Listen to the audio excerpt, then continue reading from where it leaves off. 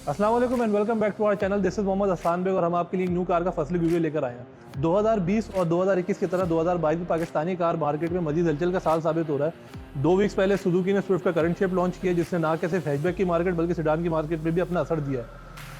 Last week Atlas Honda ने civic का model launch किया 11 जनरेशन 60 लाख से ऊपर की प्राइस में, जो कि बेसिक फीचर्स में मिस है। इस वीक चंगान ने ओशान X7 लॉन्च की है, जो कि पाकिस्तानी क्रॉसओवर की मार्केट में एक न्यू एडिशन है। और ये चंगान ओशान X7 चंगान की पहली क्रॉसओवर एसयूवी है। ओशान X7 के इस वेरिएंट को चंगान ने फ्यूचर सेंसिंग का नाम दिया है। ये फीचर से काफ़ी लोडेड है, लेकिन 5 सीटर है। इसका एक दूसरा वेरिएंट भी है जो कि 7 सीटर है, लेकिन वो फीचर्स के अंदर काफ़ी लेस है और उसके अंदर कुछ बेसिक फीचर्स हैं जो भी मिस हैं। लेकिन उसका 7 सीटर होना इसकी प्रैक्टिकलिटी को काफ़ी इंक्रीज़ कर रहा है। अगर हम इसके फ्रंट के लुक की बात करें, या अगर पहले तो हम इसकी ओवरऑल बॉडी की बात कर लें, तो इसके अंदर body colour piano black, matte black plastic TRIMS और इसकी जो ये रेड में ट्रिम्स दी गई हैं वो इसको काफ़ी एक प्रोमिनेंट और एक काफ़ी डायनामिक लुक दे रही है। और बीच बीच में जो सिल्वर लाइनिंग है, एक एसएस जैसी स्टेनलेस स्टील टाइप का जो रिफ्लेक्टिव जो इसकी इंटीरियर जो सिल्वर लाइनिंग है, वो इसको एक काफ़ी बहुत डिटेल्ड लुक दे रही है। अगर हम इसकी इस मैसिव ग्रिल की बात करें तो इसको हम सर्ज वेव ग्रिल का नाम देते हैं, जो कि समंदर की लहरों की तरह का इफेक्ट दे रही हैं। बीच में चंगान का लोगो है, इसके नीचे कैमरा दिया हुआ है जो कि सर्ज वेव ग्रिल के अंदर ही छुपा हुआ है, इसको ढूंढने में नज़र आ रहा है, ऐसे नज़र भी नहीं आ रहा। सबसे नीचे जाएँ तो वो हमारे पास रडार दिया हुआ है जो कि इसको 7 सीटर से काफ़ी डिफ्रेंशिएट कर रहा है। अब अगर हम इसकी DRL हेडलाइट नहीं DRL की बात करें तो ये triple tier LED DRL lights हैं।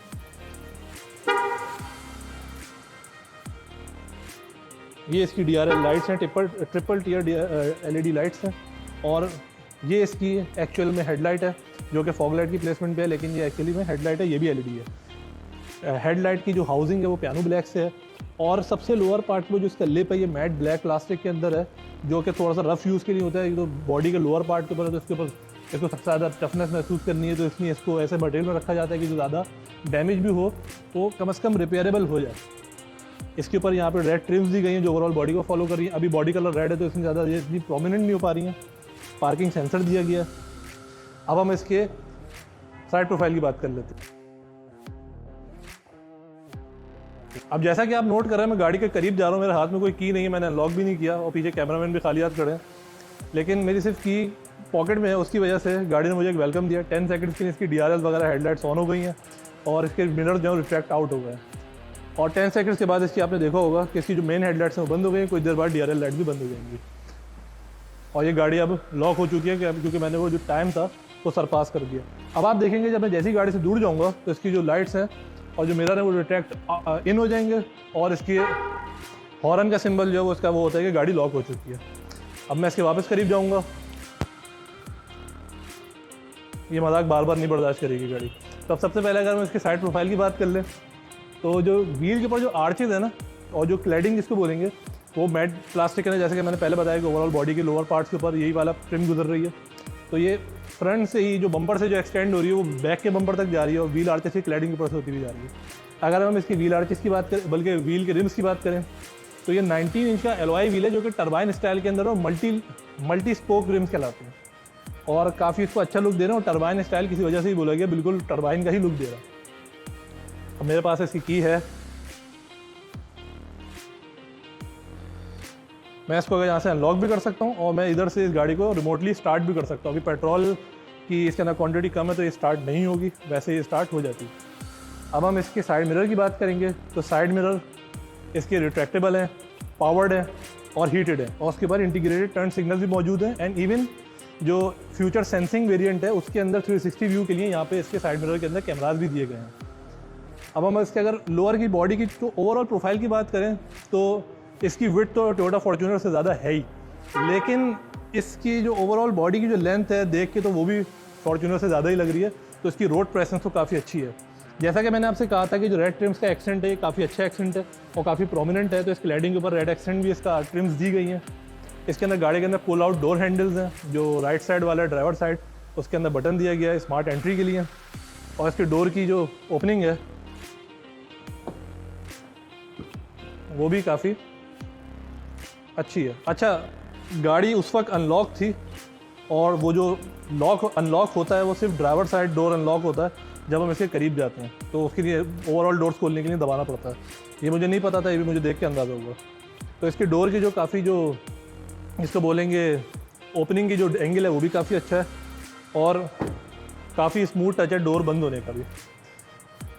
अब हम अगर इसके ओवरऑल बैक की तरफ आएंगे तो जो इसके बी पिलर्स हैं वो भी पियानो ब्लैक के टच के अंदर हैं और सी पिलर्स भी, और इसकी विंडोज़ को ऐसा स्टाइलिंग दी गई है कि ऐसा लग रहा है जैसे फुल कंटिन्यूशन में इसकी विंडोज़ जो हैं बैक तक जा रही हैं। इसके ऊपर सिल्वर की लाइनिंग भी दी गई है और यहाँ पे रबर ट्रिम्स जो वेदर स्ट्रिप्स कहलाती हैं वो भी ब्लैक कलर के अंदर है, ट्रिम के अंदर नहीं है, सिल्वर ट्रिम के अंदर नहीं है। और रूफ़ के ऊपर एक मैट सिल्वर कलर के अंदर रेल्स दी गई हैं जो कि अगेन इसको काफ़ी बैलेंस्ड और यूनिक लुक दे रही हैं। अब हम इसके बैक की बात कर लेते हैं। अब हम गाड़ी के बैक की बात कर लें तो इसका मैंने जैसा पहले बताया कि इसकी जो रोड प्रेजेंस है वो काफ़ी महसूस होने वाली है और इसका जो बैक है वो बहुत बल्कि है, लेकिन थोड़ा सा प्रोटॉन X70 वाला लुक इसके अंदर आ रहा है और नाम भी अगर देखा जाए तो आधा X70 वाला ही है, बस ज़ीरो नहीं है। अब हम इसकी टेल लाइट को देखें तो एक फेंडर से जो कंटिन्यू हो रही है लाइट वो दूसरे फेंडर तक जा रही है और ये LED लाइट्स हैं। इसके अंदर टर्न सिग्नल जो है वो भी LED हैं। नीचे X7 की बैजिंग जो 300T, आई डोंट नो ये क्या कहना चाह रहे हैं, डिटेल जो है इसकी हम या तो हो सकता है डिस्क्रिप्शन में डाल दिया, देख लेंगे। बीच में सेंटर में इसका लोगो दिया गया। विंड स्क्रीन के ऊपर जो एक थोड़ा सा अनयूजुअल चीज़ हम लोगों को जो अनयूजुअल चीज़ लगती है वो इसका होता है विंड स्क्रीन का वाइपर। अगर देखा जाए तो थोड़ा सा स्पॉयलर का सा लुक दिया हुआ है। अगेन नीचे ब्लैक पियानो ब्लैक की ट्रिम दी है, ऊपर बॉडी कलर की ट्रिम है और हाई माउंट टेल लाइट दी गई है। विंड स्क्रीन वॉशर इसके अंदर मौजूद नहीं है। अब हम इसके बूट लेट की बात करें तो यहाँ पे इसका कैमरा दिया गया और वो शान की एक बड़ी लंबी सी सिल्वर ट्रिम के ऊपर बैजिंग दी गई है। इसके अगर बम्पर के ऊपर आ जाए तो यहाँ पे इसके रिफ्लेक्टर्स दिए गए हैं और उसके नीचे पोजीशन से पार्किंग सेंसर्स भी दिए गए हैं। अगेन सिल्वर लाइनिंग के अंदर टेल पाइप दिए गए हैं, ये फेक हैं, ये रियल नहीं है। असल टेल पाइप एक सिंगल यहाँ पर है, वैसे देखने में ऐसा लगता है जैसे ड्यूअल टेल पाइप दिए गए हैं सिल्वर ट्रिम के अंदर, वो रियल नहीं है। अगर हम इसकी बूट लिड की बात करें तो इसका बूट लिड रिमोट से भी ऑन होता है और यहाँ पे स्विच है उससे भी ऑन होता है।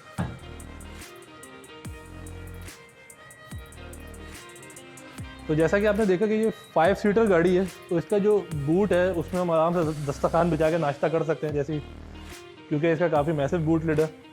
और अगर हम इसके स्पेयर व्हील की बात करें तो इसका स्पेयर व्हील बूट के अंदर नहीं है, एक नॉर्मल SUV की तरह नीचे से चेन हुआ होता है। इसके अंदर इसकी बेसिक किट है। इसके अंदर बूट के अंदर इसकी लाइटनिंग दी गई है और बूट सेपरेटर इस गाड़ी के अंदर मौजूद नहीं है, जो कि एक अच्छी चीज़ नहीं है। बूट सेपरेटर होना चाहिए क्योंकि कुछ आपकी ऐसी बिलोंगिंग होती है जिनको आप चाहते हैं कि आप हाइड कर दें, वरना गाड़ी के ऊपर रॉबरी का चांस जो होता है वो बढ़ जाता है। अब हम इसकी बूट को बंद कर देते हैं। तो बूट को बंद करने के लिए हमारे पास यहाँ पे एक स्विच दिया गया है।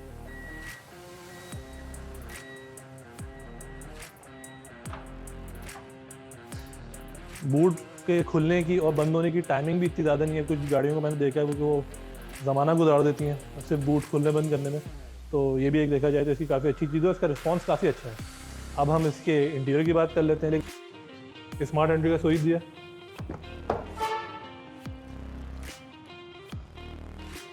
गाड़ी के अंदर बैठ के मतलब अंदाज़ा हो रहा है कि हम किसी काफ़ी एक हाई प्रोफाइल गाड़ी के अंदर बैठे हैं।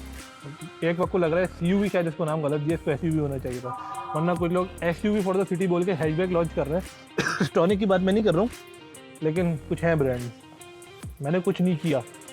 अच्छा, ये अगर देखें तो इसकी जो सीट्स है वो 6 वे एडजस्टेबल है, हाइट एडजस्टमेंट भी है, बैक एंड फोर्थ भी है और रिक्लाइनर भी है। ये भी मैंने चाबी इस गाड़ी को ऑन नहीं किया हुआ, लेकिन इसकी सीट के अंदर पावर आ रही है। गाड़ी के इंटीरियर के अंदर जो लुक है वो तकरीबन 3 से 4 इसके अंदर देखा जाए तो वेरिएशन है। मैट जो प्लास्टिक का मटेरियल है, फॉक्स लेदर का मटेरियल है, ब्लैक पियानो ब्लैक का मटेरियल और सिल्वर लाइनिंग से इसके अंदर डिटेलिंग है। अब जो फॉक्स लेदर होता है वो देखा जाए तो अभी इतना ज़्यादा मैं इसको रेकमेंड नहीं करूँगा, क्योंकि अभी से जो सीट है एक दिन हुए लॉन्च हुए हुए और इसका सीट का मटेरियल अभी से मैला हो रहा है। तो आप सोचें ये 1 साल बाद इसका क्या हाल होगा। अब हम इसकी बाकी डिटेल्स की बात इसकी कर लेते हैं। गाड़ी का इंटीरियर काफ़ी मैसिव है और बड़ा अच्छा है, उसको प्रीमियम लुक दे रहा है। अब अगर हम सबसे पहले इसकी सीट्स की बात कर लेते हैं, इसका काफ़ी वेलकमिंग सीट्स हैं और काफ़ी इसकी कुशनिंग बहुत ज़बरदस्त है। और सीट एडजस्टमेंट की तो हम इसकी बात कर ही चुके हैं। अगर हम इसका डैशबोर्ड देखें तो डैशबोर्ड के अंदर भी थोड़ा सा फ्यूचरिस्टिक लुक इसको बोलेंगे, इससे अच्छे अटेंड भी हो चुकी हैं। अभी जहन में कोई गाड़ी का नाम नहीं आ रहा। ये पियानो ब्लैक का फ्रंट पे आप देख लें इसका ट्रिम दिया हुआ है और अगर हम इसकी फ्रंट की जो इसका जो कंट्रोल यूनिट है उसकी बात करें तो इसके अंदर एक भी स्विच नहीं है, सारे जो हैं वो टच बटन है। अगर हम इसके हैज़र्ड की बात कर लें तो उसका भी एक स्विच है जिससे ऑन हो गया। उसके बाद अगर हम इसके गियर लीवर की बात कर लें तो गियर लीवर के ऊपर भी एक है हैज़र्ड का इसका डिज़ाइन दिया गया जो कि अच्छा है, और लेदर का शूट है। इसके अंदर हीटेड और वेंटिलेटेड सीट्स के सारे ऑप्शंस इसके गियर सिस्टम के पास हैं, और ड्राइव मोड का भी ऑप्शन यहाँ दिया गया है। इलेक्ट्रॉनिक पार्किंग ब्रेक दिया गया है, और ऑटो होल्ड का फंक्शन भी हमारे पास गियर के पास मौजूद है। हाँ, एक चीज़ का मुझे समझ नहीं आ रहा, इस की को मैं कहाँ रखूँगा, ऐसी कोई पोजीशन इसकी नज़र नहीं आ रही। सेंटर कंसोल इसका बिल्कुल ऑडी स्टाइल है। मैंने सोचा था कि इसके अंदर कोई जगह होगी, खैर इसके अंदर थोड़ी सी ऐसी जगह है, लेकिन की उसके अंदर सही से आ नहीं रही, आ जाएगी तो फंस जाएगी। इसके अंदर यहाँ पे 2 कप होल्डर दिए गए हैं। सेंटर में इसका जो कंसोल दिया गया है उसके अंदर 12 वोल्ट पावर सप्लाई दिया गया है, और साथ में 2 USB कनेक्टिविटी दिए गए हैं जो कि चार्जिंग पोर्ट्स हैं। बेसिकली कनेक्टिविटी इसके एज सच नहीं है। फ्रंट के बाद अगर हम इसके मिरर की बात करें तो ये मैनुअल डिमिंग मिरर दिया गया है। मैनुअल डिमिंग तो एटलीस्ट नहीं होनी चाहिए थी इतनी महंगी गाड़ी के अंदर जिसके अंदर कुछ एडवांस फीचर्स हैं, उसके अंदर मैनुअल डिमिंग मिरर तो नहीं होना चाहिए था। अगर हम इसके सेंटर की ऊपर हेड यूनिट की बात करें तो इसके अंदर हमें सन ग्लासेस का ऑप्शन दिया गया, होल्डर दिया गया। इसके अंदर यहाँ पे डोर लाइट्स का ऑप्शन है, पीछे की जो डोर लाइट्स हैं वो ऑन हो गई हैं, यहीं से मैं ऑफ़ कर सकता हूँ, मुझे दूर तक उसको पहुँचने की ज़रूरत नहीं है। और डोम लाइट्स इसके अंदर फ्रंट 2 डोम लाइट्स दी गई हैं, वही सिविक स्टाइल की। फ्रंट के ऊपर इसके ट्विटर्स दिए गए हैं। इसके अगर हम सनशेड की बात करें तो इसके अंदर वैनिटी मिरर दिया गया, थैली चढ़ी हुई है अभी इसके ऊपर, तो मैं इसको वैसे नहीं करूँगा। और यहाँ पे इसकी वैनिटी लाइट भी दी गई है। वैनिटी लाइट और उसकी लाइट के अंदर फ़र्क है, ये येलो है और वो वाइट है। मैं एक्सपेक्ट करता कि ये खुल जाती जैसे मैं सनवाइज़र खोलता, लेकिन अब खैर अब आप एक चाइनीज़ ब्रांड से इतना एक्सपेक्ट भी नहीं कर सकते। अब अगर हम इसके स्टीयरिंग व्हील की बात करें तो ये लेदर स्टीयरिंग व्हील है ब्राउन स्टिचिंग के अंदर, और ये डी शेप स्टीयरिंग व्हील है। अगर आप इसका तरीके से देखें तो इसके अंदर सिल्वर लाइनिंग भी दी गई है, और इसके कुछ कंट्रोल जो है जिस तरह क्रूज़ कंट्रोल होगा, मीडिया कंट्रोल होगा, उसके स्विचेज हमें गाड़ी के ऊपर ही दिए गए हैं। और अब हम इस गाड़ी को स्टार्ट कर लेते हैं। बड़ा स्मूथ सा इसका स्टार्टअप था। मुझे गाड़ी शो कर रही है कि इसके अंदर पेट्रोल कम है, और इसका जो मीटर क्लस्टर है वो भी अच्छा है। अब अगर हम इसके कुछ कंट्रोल्स की बात करें जो नॉर्मल गाड़ियों में नहीं पाए जाते, वो ऐसे हैं कि इसकी जो स्टीयरिंग व्हील की जो जिसको कहते हैं ना सख्ती, जो है उसको हम अपने हिसाब से कंट्रोल कर सकते हैं। इसको बिल्कुल लाइट भी कर सकते हैं, स्पोर्ट्स मोड के अंदर ये स्टीयरिंग ऑयल हार्ड हो जाएगा, और बाकी अपनी कस्टम सेटिंग भी इसके लिए कर सकते हैं। ज़्यादातर गाड़ियों के अंदर सस्पेंशन का ऑप्शन आता है, लेकिन इसके अंदर स्टीयरिंग व्हील का भी ये ऑप्शन हमारे पास है। जो ड्राइव मोड है उसके अंदर इको मोड है, स्पोर्ट्स मोड है, और एक नॉर्मल मोड है। गियर अगर हम देखें तो इसका काफ़ी ज़बरदस्त इसका गियर सिस्टम है। अब अगर इसकी इंफोटेनमेंट सिस्टम की बात करें, अच्छा गाड़ी के अंदर कुछ अनोखे से ऑप्शंस दिए गए हैं। अगर मैं इसके होम पे आ जाऊँ तो आप ये देख सकते हैं व्हीकल सेटिंग्स का ऑप्शन। इसके अंदर मैं ओवरऑल गाड़ी को कंट्रोल कर सकता हूँ। मैं ओपन विंडो पे जाऊँ तो ये गाड़ियों के सारे शीशे खोल देगी। मैं क्लोज विंडो के ऊपर जाऊँ तो ये टोटल गाड़ी के जो शीशे हैं उनको क्लोज कर देगी। एक वेंटिलेशन मोड है, इसके अंदर थोड़े थोड़े शीशे खुल जाते हैं वेंटिलेशन के लिए। और एक इसका मोड है कार वॉशिंग मोड, जिससे बिल्कुल ये गाड़ी के शीशों को सील पैक कर लेती है, और जो साइड मिरर्स हैं उनको बंद कर लेती है, और बाकी सारी चीज़ों को भी इसके ऑफ कर देती है। इंजन को भी एक हद तक इसको रोक देती है, लेकिन मैं इसको अभी हटा दूंगा इस मोड से। ये आपके सामने मोड्स लिखे हुए हैं, कंफर्ट, स्पोर्ट और इको। मैं गाड़ी की लाइटनिंग की बात करूं तो मैं ओवरऑल गाड़ी की लाइटनिंग भी यहाँ से मैं कंट्रोल कर सकता हूँ। मैं टच करना देख रहा हूँ कि थोड़ा सा मुश्किल हो रही है। एयर कंडीशनिंग जो है मैं उसके, और इस गाड़ी के अंदर वॉइस कमांड्स भी हैं, उनको एक्टिवेट करना पड़ेगा, वो भी इसके अंदर एक्टिवेटेड नहीं है। और बाकी मैं इसकी DVR का फंक्शन है जिसके अंदर आप इसकी रिकॉर्डिंग कर सकते हैं। आप देख सकते हैं ये कमांड का ऑप्शन आ रहा है, वॉइस कमांड का। और इसके अंदर एक ऐसा ऑप्शन होता है कि जहाँ से आप गाड़ी की ओवरऑल सेटिंग्स के बारे में देख सकते हैं। अब आप जिस तरह देख सकते हैं व्हीकल सेटिंग्स के अंदर व्हीकल कंडीशन के ऊपर अगर मैं जाऊँगा तो ये मुझे सारी चीज़ों के टेस्ट बता रही है कि कौन सी चीज़ें नॉर्मल है, कौन सी चीज़ें नॉर्मल नहीं है। तो आप देख सकते हैं सबसे पहला जो इसमें ऑयल क्वांटिटी बताई, मुझे उसमें एबनॉर्मल बताई है। उसकी वजह यह है कि गाड़ी के अंदर फ्यूल की लाइट आ चुकी है और इसके अंदर पेट्रोल भरना चाहिए, तो इसने हमें इसकी जो चीज़ है, जो इसकी एबनॉर्मल, उसको इंसफिशिएंट इसने शो किया है। तो अभी इसके सामने सामने अगर आपको देखा जाए तो इसमें सारे नॉर्मल शो नहीं किए, इसने जो चीज़ है वो उसको बताया भी है। तो ये देखा जाए तो हमारे मेंटेनेंस के लिए काफ़ी हद तक इसको इस्तेमाल किया जा सकता है। अब हम इस गाड़ी के बैक की बात कर लेते हैं। अब हम गाड़ी के रेयर की कैपेसिटी की सबसे पहले बात करें तो ये जो फ्रंट वाली सीट है ये बिल्कुल बैक टू हुई भी, और थोड़ा सा डिक्लाइन भी इसका मेरी तरफ हुआ है, लेकिन काफ़ी एम्पल अमाउंट ऑफ स्पेस मेरे पास पीछे बैठने के लिए मौजूद है, जो कि इसको एक प्रॉपर SUV होने का एक लुक दे रही है, उसको सबूत दे रही है, क्योंकि SUVs के अंदर कंफर्ट जो होता है वो कॉम्प्रोमाइज़ नहीं होना चाहिए। सेम बैक का पैनल भी मुझे बिल्कुल सेम एज अ फ्रंट के स्टाइल पे मिल रहा है, उसके अंदर मुझे कोई कमी महसूस नहीं हो रही है। अगर सीटिंग की मैं कंफर्ट की बात करूँ तो जितना मैं कंफर्टेबल फ्रंट सीट पे पड़ता हूँ उतना ही मैं बैक सीट के ऊपर भी हूँ। 60-40 के रेशियो से ये सीट्स फोल्ड डाउन हो सकती हैं। सेंटर में इसका आर्म रेस्ट दिया गया जो कि आप देखेंगे स्नैप कर गया, जो कि देखा जाए तो अभी जो सिविक लॉन्च हुई थी उसके अंदर आपने देखा होगा कि उसके जो हैंड रेस्ट है उसकी क्वालिटी में और इसकी क्वालिटी में वाज़ेह फ़र्क है। बीच में सेंटर कंसोल के अंदर 2 इसके कप होल्डर दिए गए हैं, हेड रेस्ट दिए गए हैं गाड़ी के तीनों के अंदर पोजीशन के अंदर। इसकी जो बैक सीट्स हैं उसके अंदर स्पेस ज़्यादा है क्योंकि ये 5 सीटर है एज़ कम्पेयर टू जो 7 सीटर मॉडल है। उसके अंदर ये जो स्पेस है फ्रंट का वो कॉम्प्रोमाइज़ है, बैक सीट्स का भी इन सीट्स का भी। मुझे एसी की अच्छी वेंटिलेशन के लिए मुझे यहाँ पे इसके रेयर एसी वेंट्स दिए गए हैं जिनको मैं यहाँ से कंट्रोल भी कर सकता हूँ।